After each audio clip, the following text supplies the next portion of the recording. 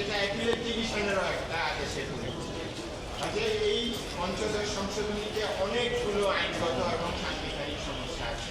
আমি আপনাদেরকে এই কথা বললাম, আরও অনেকগুলো বিষয় আছে।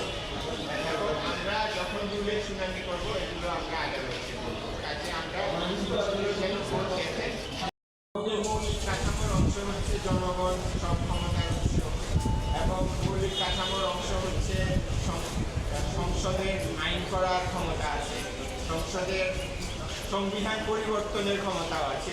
2/3 সংখ্যাগরিষ্ঠতা দিয়ে সংসদ চাইলে সংবিধানও পরিবর্তন। কিন্তু এখন আজকে একটা সংসদ যদি বলে দেয় ভবিষ্যতে আর কোনো সংসদ সংবিধান পরিবর্তন করতে পারে না, তাহলে আমরা কি করি?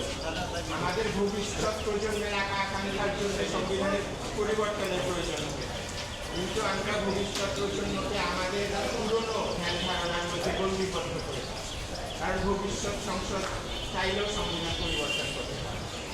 এটা একটা তত্ত্বাবধায়ক সরকার, যেটাও আমি বলি একটা মূল কাঠামোর অংশ। কারণ অনেকগুলো সিদ্ধান্ত আছে আমাদের সুপ্রিম কোর্টের, আমাদের পাশের দেশের সুপ্রিম কোর্টের এবং বিভিন্ন দেশের সুপ্রিম কোর্টের, যে গণতন্ত্র সংবিধানের একটা মূল কাঠামো এবং অবাধ নিরপেক্ষ নির্বাচনও সংবিধানের।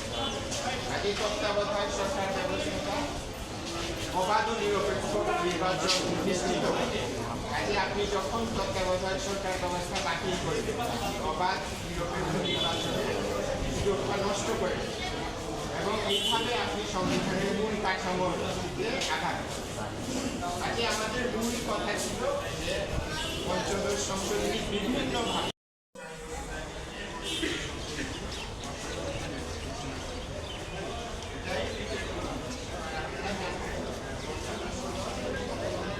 ভিতরে